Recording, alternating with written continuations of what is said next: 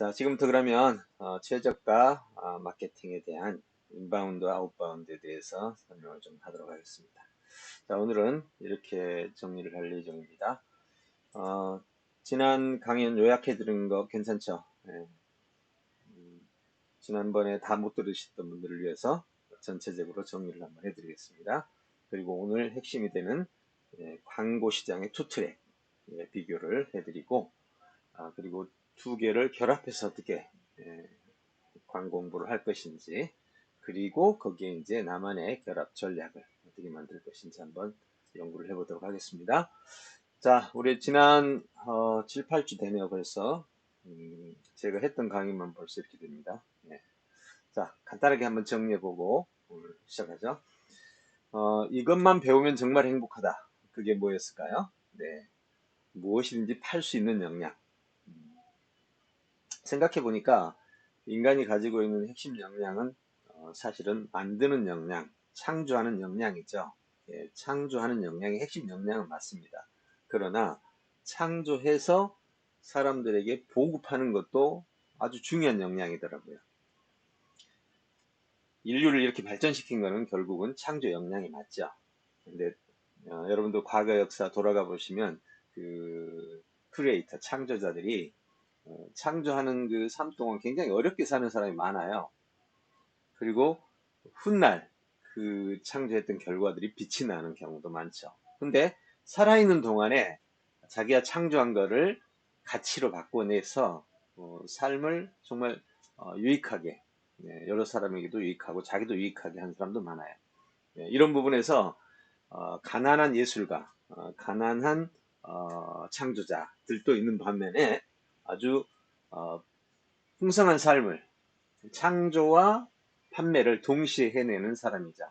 어떤 면에서 그 에디슨 같은 사람은 창조도 했지만 그것을 사회로 환원시켜서 같이 함께 사는 것을 만들어냈죠. 물론 거기엔 조금 불량한 모습도 있었긴 했지만 그런 부분이죠. 그런 면에서 보면 빌 게이츠 같은 경우도 초반부에 굉장히 욕을 많이 먹었잖아요. 예, 분명히 창조했습니다. 근데 창조를 한 다음에 공급하는 과정에서 독점법을 어겨서 지금 현재는 그 법을 어겼기 때문에 지금 전 인류의 윈도우즈를 쓰지 않는 사람이 없죠.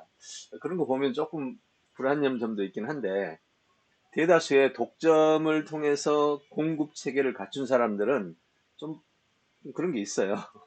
페이스북 주커버그도 초기에는요, 대학교, 하버드 대학의 네트워크를 막 불법으로 뚫어가지고 학생들한테 전달했던 것도 있고. 아무튼, 어, 주커버그도 자기 사실 그 페이스북의 중요한 아이디어를 친구 걸 가져왔잖아요. 그 친구 거를 가져왔기 때문에 후에 친구가 고발을 해가지고 상당히 많은 비용을 아, 보상을 해줬습니다. 자, 어떤 일이 창조적으로 되는 과정에는 그 과정과 함께 보급이라는 투 트랙이 함께 존재합니다. 그래서 우리가 창조를 한다라는 것과 보급을 한다는 이 두 가지를 어떻게 하나의 묶음 속에 담을 것인가. 예, 이것이 바로 제가 말하고자 하는 핵심입니다. 예, 저는 평생을 크리에이터, 창조적 역량을 중요시 여겨왔다가 이 역량이 결국은 보급 역량, 유통 역량, 홍보와 유통까지 포함해야 정말로 자기 살아있는 동안에 행복하게 살 수 있는 길이 아니겠나라는 생각을 해봅니다. 그래서 이제 어떻게 고객들에게 홍보할 것인가, 홍보를 잘할 것인가라고 연구를 해보게 된 겁니다. 저도 사실은 창조하는 역량에 대해서 연구하다가 홍보 쪽과 유통을 알게 됐는데 그 진행하는 과정에서 홍보 유통이 사실 모든 사람에게 필요한 건 알지만 대다수가 잘 못하고 있단 말이에요. 그러면 왜 그런가? 창조 역량도 상당한 시간을 통해서 훈련을 해야 되고 홍보 유통도 많은 시간을 통해서 훈련을 해야 되는 것들이에요. 모두 다 각 영역에서 중요한 기술들이라는 거죠. 역량과 기술입니다. 그래서 두 가지를 묶어서 함께 한다는 것은 그만큼의 시간과 훈련이 필요하다는 겁니다. 그런 면에서 이렇게 생각할 수 있죠. 나는 창조 역량이 있으니까 그냥 홍보 유통도 내가 연구하면 될 거야. 되죠, 당연히. 창조하는 역량이 있는 사람이 왜 홍보 유통을 연구 못 하겠습니까? 그러나 창조해서 홍보 유통을 하는 과정에서 준비가 안 돼 있다면 내가 만든 물건을 판매하려고 할 때 그 역량이 없는 거예요. 그럼 그때 준비를 하는 것은 좀 늦다는 거죠. 그런 면에서 처음부터 학생 때부터 어릴 때부터 이러한 역량을 같이 준비해 나가야 되겠다 하는 게 필요하다고 생각합니다. 자, 그래서 그런 역량을 가지고 나간다면 먼저 홍보를 하기 위해서는 3천만 DB, 제가 3천만 DB라는 것은 그냥 네이버에 들어있는 그 DB의 숫자를 상징적으로 얘기를 하는 겁니다. 자, 그래서 결국 고객 DB가 있어야 되더라, 이런 얘기죠. 고객 DB를 어디서 확보할 것이냐. 지금 빅데이터 시대의 DB의 황금 시대라고 하죠. DB를 확보해라 하는 것이 바로 우리 올리온 디버에서 찾아보자 하는 얘기고, 그 다음에 DB를 찾았는데 그 DB에다가 우리가 어떤 정보, 여러분이 홍보를 하거나 광고를 하는 내가 가진 상품의 정보를 보낸다고 했을 때 그것이 현대 사회의 스팸법, 그리고 회신을 끌어내는 그러한 전략들을 갖춰야 된다. 그랬을 때 IM을 활용한다면 매우 효과적으로 스팸 없이 고회신의 결과를 얻을 수 있다. 이런 얘기입니다. 그 다음에 이제 이런 일을 진행하는 과정에서 나만의 온라인 가게를 IM으로 만들어가는 얘기를 했습니다. 자, 그래서 IM 안에다가 지금 쇼핑몰을 만드는 거죠. 우리 지금 임한동 단장님께서 그 IM을 이용해서 쇼핑몰을 지금 만들어가고 있죠. 굉장히 좋은 전략이라고 생각됩니다. 자신의 명함인데, 그리고 자신의 삶의 스토리인데, 그 스토리를 쇼핑몰과 연결해서 전환시킨다고 생각하면 괜찮은 전략이죠. 자, 그러면서 이제 모든 사람들이 함께 부를 만들어가는 부의 초월차선으로 가는 길에 대해서 얘기를 했었습니다. 자, 부의 초월차선은 결국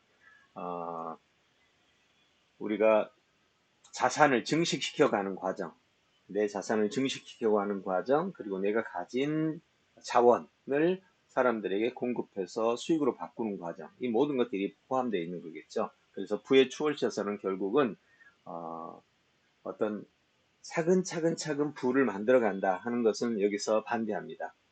그것은 이루어질 수 없는 소원이다라고 말하죠. 한 발 한 발 한 발 한 발 이렇게 대부분 많은 사람들이 그렇게 부를 누적시켜 간다라고 생각하고 있지만 거의 8, 90% 이상의 사람들이 부를 누적시키는 것이 아니라 어느 순간에 부를 만들더라. 어느 순간에 부를 만드는 것이 대다수의 부의 창출 과정이다라 하는 것이 이제 통계를 가지고 얘기를 하는 겁니다. 물론 그렇다고 해서 부지런하게 부를 만들어가는 것이 없다고는 할 수 없겠죠. 대다수의 부들은 어느 순간에 만들어진다. 그것은 우리 여기서 말했던 여러 가지 투자 방식들이 있죠. 자산 증식 방법, 그리고 정기적으로 부가 생산된 그러한 형식을 얘기를 했습니다. 자, 그래서 이런 연금 수익용 개인 플랫폼을 만들어야 된다라는 얘기를 했고, 그런 플랫폼을 만들기 위해서는 세계 10대 부자처럼 다시 말해서 생산과 홍보와 유통 이 세 가지를 자기의 플랫폼으로 가지고 있어야 된다. 생산은 없다 하더라도 홍보와 유통은 내가 꼭 가지고 있어야 된다. 그 부분에 있어서 얼른 마음에 닿지 않는다면요, 이 생각을 하십시오. 세계의 초대형 부자들은 전부 다 독점 플랫폼, 좋은 건 아닌데 실제로 그 부자들은 다 독점 플랫폼을 가지고 있어요. 어떻게 플랫폼 시대가 되면서 이것은 더더욱 가속화돼 가지고 지금은 각 분야에서 독점 플랫폼이 없이는 세계 초거대 부자가 되지 않습니다. 그렇다고 해서 우리가 가지고 있는 모든 삶 속에서 모두 다 독점을 해야 된다, 이런 뜻은 아닙니다. 그러나 한 가지 이렇게 생각해 볼 수는 있어요. 한 동에, 한 구에 또는 한 지역에 미용실이 5개 있으면 독점이 아니죠. 한 동에 미용실이 1개 있다면 독점입니다. 자, 그럼 무엇이 더 효과적인가? 당연히 내가 하나만 있어야 되겠죠. 나의 상품이 하나만 있어야 됩니다. 그러려면 어떻게 해야 되겠죠? 상품을 조각을 내야 돼요. 분할을 해야 됩니다. 우리가 흔히 틈새라고 하죠. 비슷한 미용실은 비슷한데 내가 하는 미용실은 두피 전문이다. 이렇게 한다든지 어떤 또 옆에 있는 미용실은 뭐 파마 전문이다. 하는 이렇게 나누어서 한 특화된 부분을 내가 가지고 있으면 독점적인 영향을 미칠 수 있는 겁니다. 자, 그래서 현대 사회가 지금 과학기술이 엄청나게 발전했잖아요. 그 발전한 그 과정을 보면 뭐 단백질 하나 발견했다. 이걸로 그 분야의 두각을 나타내지 않습니까? 예, 그런 면에서 볼 때 기술이 세분화돼야 된다는 거죠. 예, 세분화되면 그 기술이 필요로 하는 사람은 꼭 있게 마련이기 때문에 결국 한 분야의 독점은 필수적이다라고 보여집니다. 결국 경쟁이라는 틀 속에 가면 누군가는 다치게 되죠. 예, 공동의 승승을 만들어 간다는 게 쉽지는 않습니다. 그렇게 하려면은 어떤 담합도 필요하고 한데 제가 생각할 때는 소비자층이 공급자층보다 많아야 되는 거죠. 그 지금 현재 상황을 보면 공급자가 소비자보다 많은 것 같은 그런 느낌 들잖아요. 좋은 일인데도 불구하고 이 부분을 어떻게 해결할 것인가? 결국은 조각을 내서 모든 사람이 자기만의 전문성을 계속해서 만들어가지 않으면 소비자보다는 공급자가 많은 일이 발생한다. 그래서 공급자가 이 상황을 잘 살펴봐야지. 시장 상황을 잘 살펴보고 동일한 경쟁 상품이 많다 그러면 내 자신이 그 경쟁 상품 속에서 특화된 부분을 찾아내는 것은 내 임무죠. 물론 시장에 그 보이지 않는 손의 하나의 시스템 속에서 다른 사람의 움직임을 보면서 내가 내 길을 찾아내야 된다는 것입니다. 자연과 사회의 차이가 이런 거죠. 자연은 시키는 대로만 하면 됩니다. 원리대로만 하면 되죠.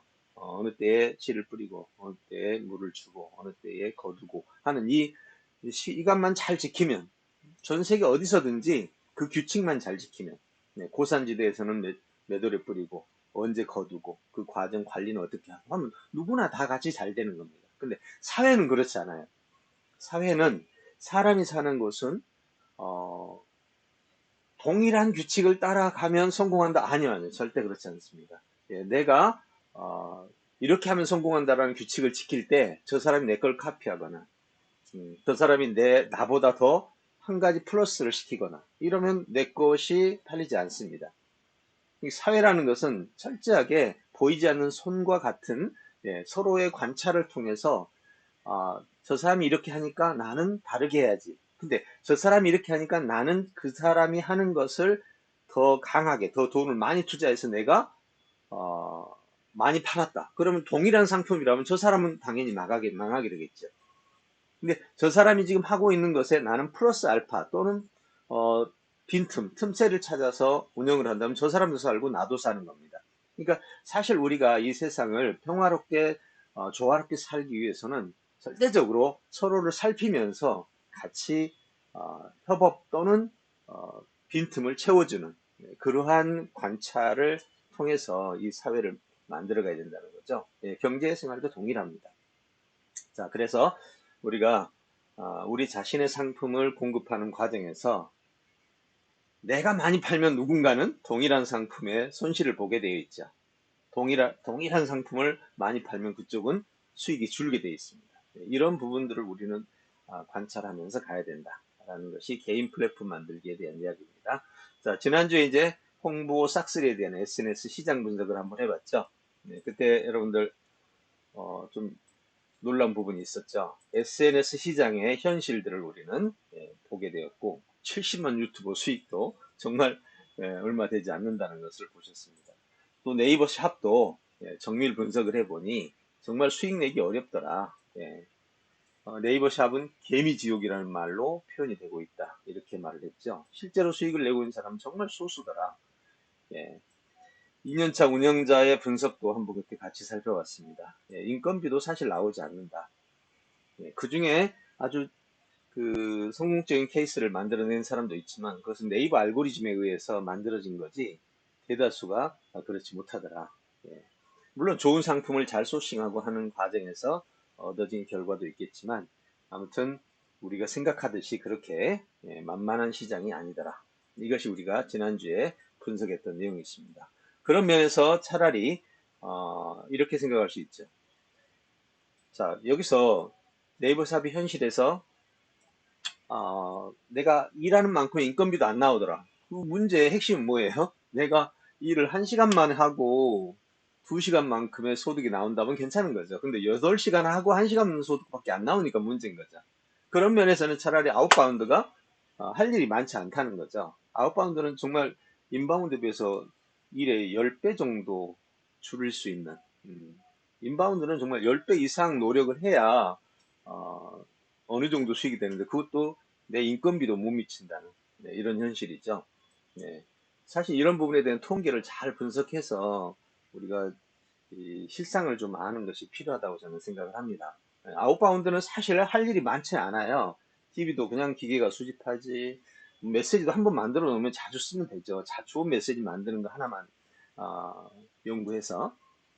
그리고 뭐 발송 자동화돼 있지, 관리도 자동화돼 있지, 뭐 오는 거 회신 정도만 하면, 회신하고 상담만 하면 되는 거니까 잘만 관리하면 정말 아웃바운드는 시간을 시간의 여유를 얻을 수 있습니다. 얻는 시간의 여유를 가지고 그걸 또 인바운드로 사용할 수도 있고 또 좋은 소싱을 해 나가는 것도 가능하겠죠. 어쨌든 이러한 과정이 바로 지난 한 두세 달 정도의 스토리 속에서 주어졌던 내용입니다. 자, 어때요? 한눈에 보니까 그동안 했던 이야기를 충분히 이해가 되죠. 예. 자, 이야기 정리해보면 핵심은 이것만 배우면 정말 행복하다. 그게 뭐라고요? 예. 홍보와 유통 시스템을 내가 가져야 한다는 거죠. 예, 홍보와 유통 시스템, 그 개인 플랫폼이라는 말로 사용해 봅니다. 그렇게 개인 플랫폼을 가지면 부의 초월차선이 되는 거죠. 그게 그렇게 해서 우리가 모든 사람이 개인 플랫폼들을 가지고 자기만의 상품은 자기가 스스로 판매, 홍보할 수 있도록 홍보하고 판매할 수 있도록 만들어주는 거, 이것이 다음 우리의 미션이다라고 정리를 해봤습니다. 자, 이제 오늘 이야기를 한번 해볼까요?